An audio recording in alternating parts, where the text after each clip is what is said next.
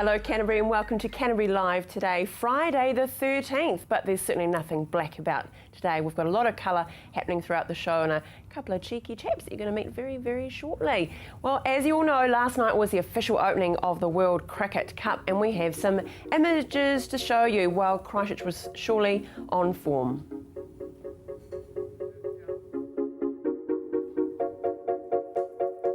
If you could rule it all, what would you do? Would you be so bold and make it new?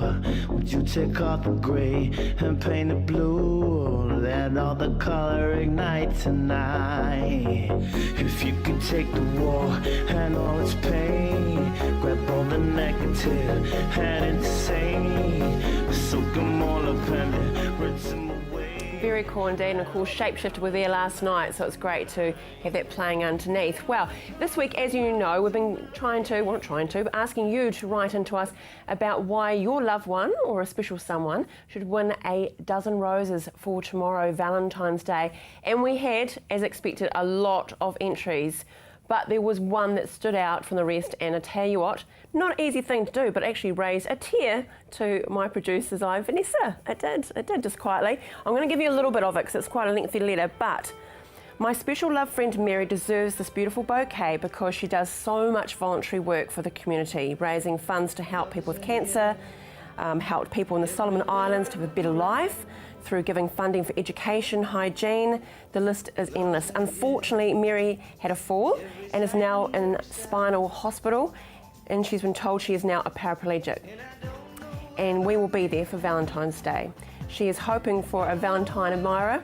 What better surprise for her than to receive these lovely bunch of flowers? And I think you'll agree, yes, it's a little unconventional. It's not to a husband, not to a wife, not to a girlfriend or boyfriend, but to a wonderful woman. So I hope she enjoys that. And her friend is Karen Fogarty. So congratulations, Karen. What a wonderful selfless gesture to enter the competition. So we'll be in contact for those flowers to be delivered tomorrow. Now, Eddie Izzard, yes, the funny man, will be here Monday the 16th at Horncastle Arena. It'll be a great night, and as promised, yes, we do have double passes to give away. Again, lots of entries, a lot of people appreciating the Brit humour, and they are Abby McKinlay, congratulations, Diane Burke, and last but not least, Daniel Victor. Congratulations to you all. You will need to collect those double passes though, today or on Monday, as it starts at 8 o'clock on Monday night. Awesome, love it. Now, today's show, we talk to Paul and Roseanne from the Ingham Lazy Sundays. Some wonderful things coming up, and we meet author Barbara Ewing. Now, apparently she knows how to plan the perfect murder. Sounds interesting, doesn't it? But first up, I promised before, a cheeky duo. Yes, Satire. They are in Christchurch. They're straight from Scotland. And here is a wonderful performance that you can experience. Come along, let us foot it out together. Come along, be it fair, stormy weather. With the hills come before us and the park below the heather. Let us sing happy chorus, come along. Oh, gaily sings along, and the sky's all awake with the coming of the day, while the road we gladly take. So it's he and toe and forward, bidding farewell to the town. The welcome that awaits us when the sun goes down. Come along, let us foot it out together. Come along, be it fair, stormy weather. With the hills come before us and the park below the heather. Let us sing happy chorus, come along, come along, come along.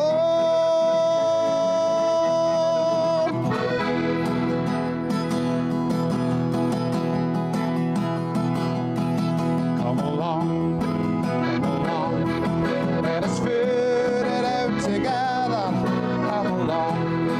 Come along, be it fair, stormy weather, where the hills come before us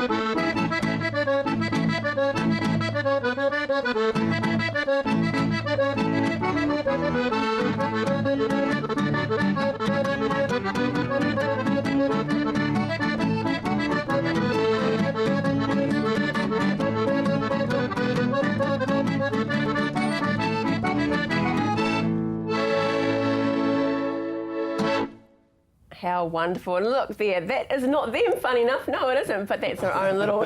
They look better than us, that's all. That's our own little Loch Nessies. And apparently the Loch Ness is well and truly... She's there, isn't she, somewhere? She's Very there, much so. definitely. Oh. Yeah. Hey, that was fantastic. Can Thanks I very please much. introduce everyone? We've got Alex Hodgson Yeah. and David Vernon. Thank you. And welcome to Christchurch. Thank you. And straight from Scotland, Bonnie, Scotland. All the way from Bonnie, Scotland, yeah.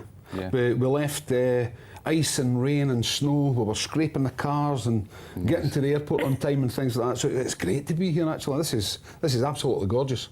And we're so fortunate that you'll be performing here, firstly tonight at the Hornby Working Men's Club, starts at 8 Yeah. o'clock, and then tomorrow night out at Kaipoi at the Working Men's Club. Great venues, great people. Yeah. And we want heaps and heaps to go out there and enjoy a great evening. That would There be will great. More the merrier.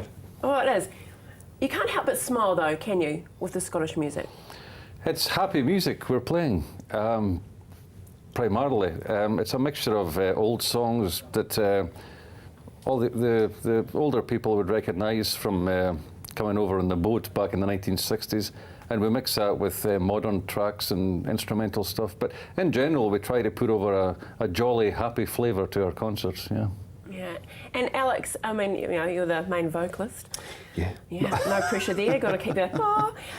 What do you find when people come along? What do you hear from the audience about your The performances? audiences we've had so far have been tremendous, and they seem to enjoy the show. We try and pick up and give them a bit of variety. There's a bit of comedy in there as well as the songs, and there's a bit of original material. Dave writes a lot of tunes, and I write songs as well. So it's nice to put a wee bit of original touch in there along with the sort of old variety style. So I think you've got a bit of everything in one show, hopefully. So yeah.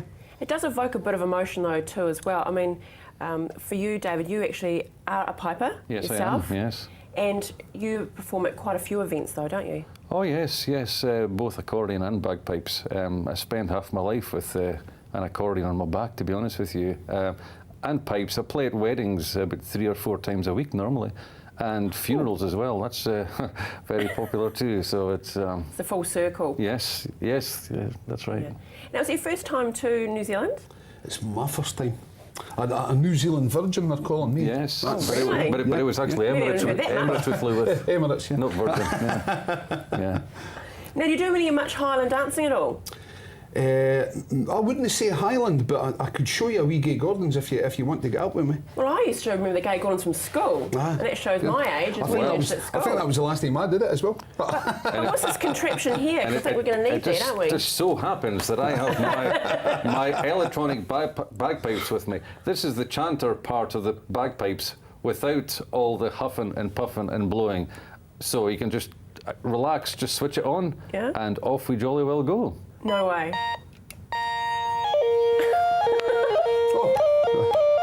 Without going bright red in that. Okay, so you're going to show me some? I'll show you the Gay Gordon's. Yeah. I'm going to lose my friend Doug in my ear now. So Doug, I'm solo. So the boys will help me out. We'll lose my little hook in there. Yeah. No, like that. I'll take your hand. I'll take that hand over there, Right. and I'll take that hand in front.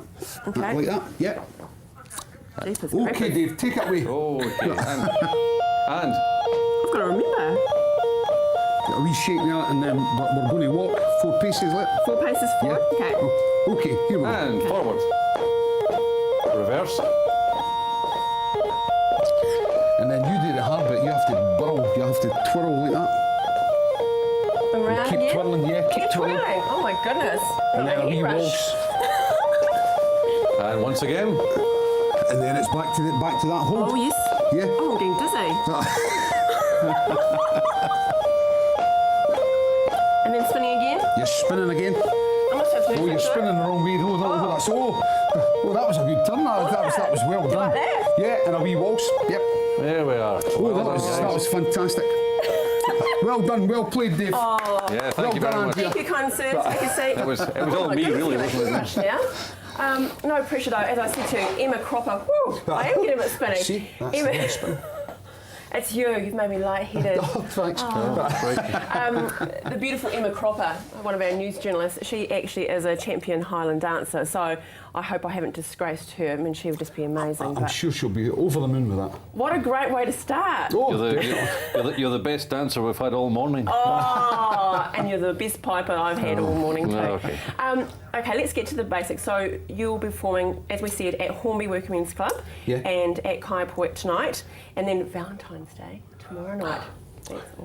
Valentine's Day. Valentine's Day, what a wonderful way to bring it in. Tickets can be bought at the door.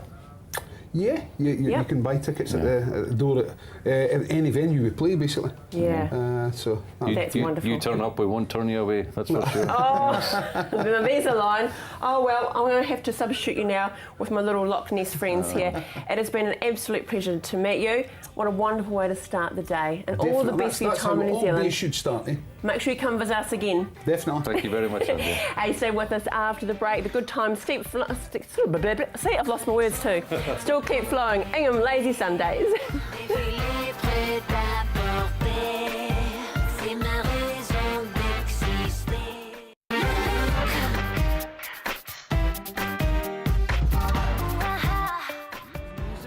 Love summer? Then Ingham Lazy Sundays in the beautiful Botanic Gardens archery lawn is just the thing to put summer into your Sundays. Relax and enjoy. Well, I bet Paul looked great in a kilt. That was great, Darcy. You look like you spun out a bit there. I did, and then I got upset. I was like, lost my feeding. But hey, this Sunday, Ingham Lazy Sundays, very cool indeed. We've had Shana King here on the show before, but her and her full band. Yes, indeed. Roseanne will be with her, of course. Yes. Those two are fantastic. They are touring around quite a bit, and they've been on tour through the South Island. And with the band, and I've got the names of the people. Of course, Roseanne Burdett along with Shana King, Jaden Bowley on guitar, and Talon Adams on bass. So it's good to see her with a band. Yeah, wonderful. Yeah, I think her music really suits having that lift with the bass and drum, the bass and the guitar, lead guitar, and then. And we have to have a little shout out for her. She's just resting herself at the moment. She's been touring flat out and just needs to rest herself for this Sunday. Is that right? She's been doing a summer tour, going all over the place, up to Nelson, Takaka, West Coast, Very cool indeed. So that's this Sunday. Sonic Delusion, love that name. Sonic Delusion, it's a great name, isn't it? And they've got a wonderful description here, from delicate, heartfelt textures and tones to wide, open, foot-stomping, atmospheric joy. Jeepers. So this is Andre Manella's group. He's often performed solo, and he's got one of those loop pedals. You go click and you put a rhythm down, and then you do some singing and leading stuff over it. And he's talented. got a couple of other people with him too. So they'll be opening on Sunday. Opening act. Yep. Now Peter Pan, will he be appearing? Yes, he will, won't he? Riccarton Bush. At Riccarton Bush, yes. That's been going amazingly well. They had a huge audience down there on Waitangi Day. I think there's 1,500 people down at Riccarton Bush. Wow. Yeah, really good. Hey, I must say, The Star's got some great stuff in it. I know Leanne was talking last night about Christchurch. It's happening, and my God, it is this weekend. And she was so enthusiastic, wasn't she? Yeah, what a great night. They're in red and black. She's been a busy lady this week. Page 4, it's got so much on there. It's unbelievable. Apart from, of course, our Ingham Lazy Sundays and Sunday Bandstands on again this weekend. Coast to coast. Ocean swim, tea party, Cricket World Cup fan zone. It's full on, isn't it? Yeah. Let's talk about the fan trail for the Sunday Bandstand, the Earthquake Memorial Service. Oh, yeah, that's coming up a couple of weeks. Good idea to mention that ahead of time, though, because we're doing the Earthquake Memorial again at the same site we have Ingham Lazy Sundays. Right. So in the Archery Lawn Botanic Gardens. That's on noon, 22nd of February.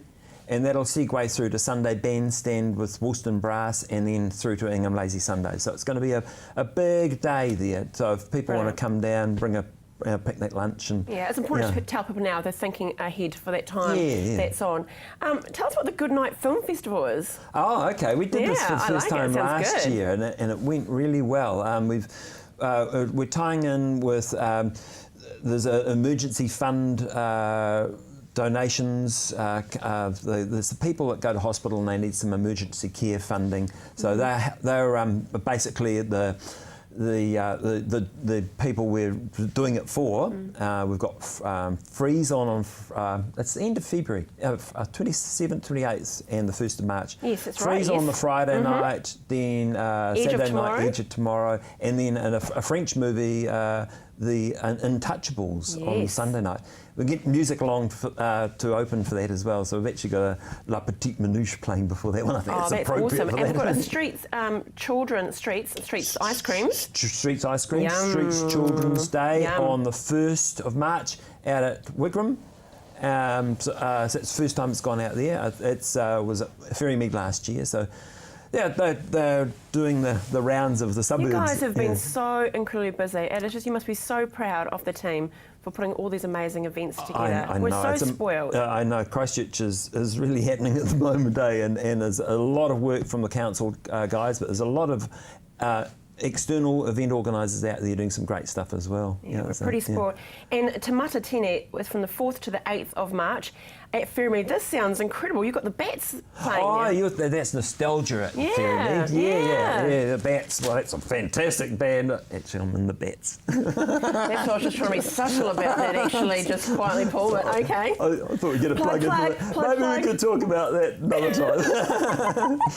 No, that's cool. But I mean, there though, steam trains, I mean, they've got so much offering there. It's a great setting, isn't it? Yeah, it's a fantastic event, Nostalgia. It's, they've got a lot of the local breweries and a lot of the local cafes and restaurants going to show down there with some samples and things like that. It's But this fantastic. Sunday, head down to North Hagley. It is the Ingham Lazy Sunday concert. You cannot miss it. It's a great day. Stay with us after the break.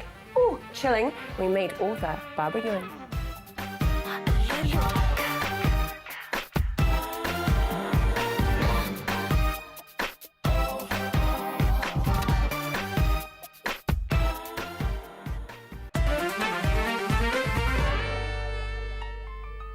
There is something quite special about someone that can write. It's an amazing, amazing gift, but when you're writing thrillers, it takes up to another degree. I'm joined by Barbara Ewing.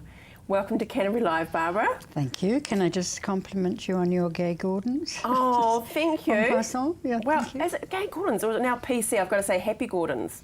You can say whatever you like. Yeah, exactly. But you know what? I love the title of your book, The Petticoat Men, because we love men in petticoats, don't we? All round about.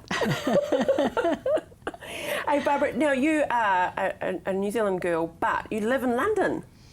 I'd live here as well. Yeah? I just come Split your quietly. time. I split my time, yes. Is it important? But I do most of my work in London, yes.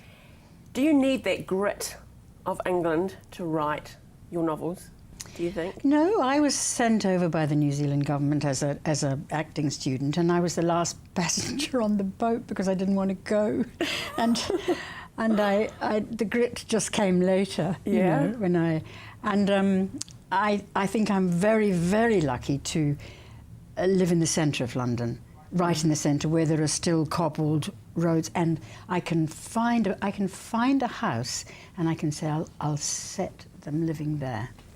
I can Isn't it literally do tremendous? that because they're still there. So what drew you to the world of crime when you're writing? I didn't mean to write this book at all.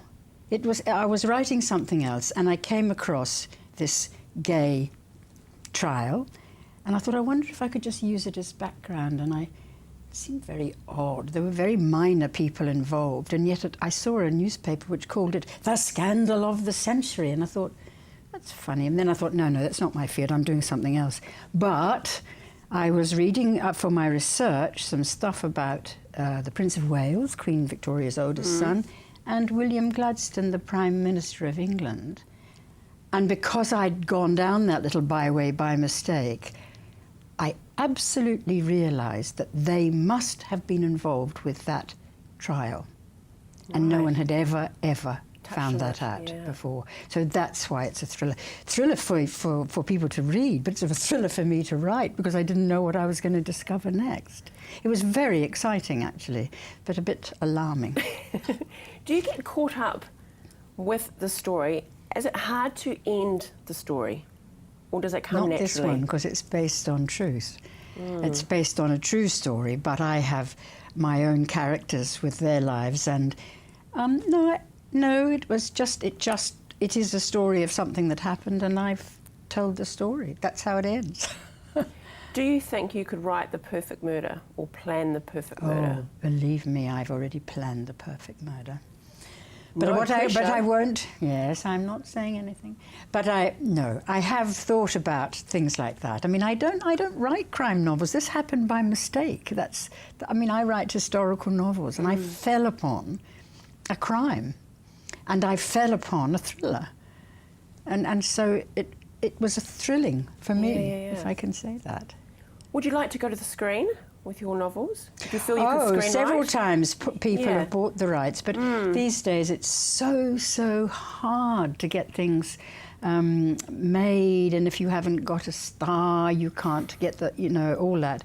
So there has been some interest in this, but who knows? Well, it's early days yet, though, isn't it? It is, yes. It only No, takes it's just one come out. person to have some interest.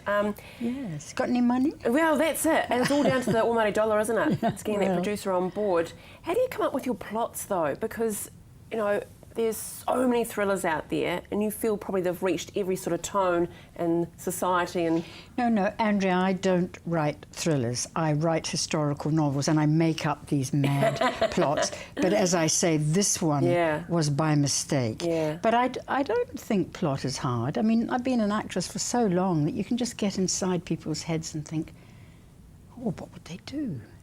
It's wonderful, because the two careers have tied up in the most extraordinary way.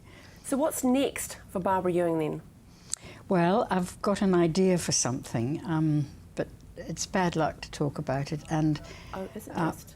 oh yes. Oh, okay. There we are. Yes. You should keep it inside. Yes, you just keep it inside until you're sure of what you're doing. And I'm so secretive that I don't tell anyone what I'm doing for absolute years. My friends complain, say, "What are you doing?" And I say, "Oh, you just wait." Okay, Barbara, it was an absolute pleasure to meet you. Thank now, you. Good luck with that murder planning. Thank you, and good I luck hope I with don't the see you on the front Gordons. page of Gary Gordon's.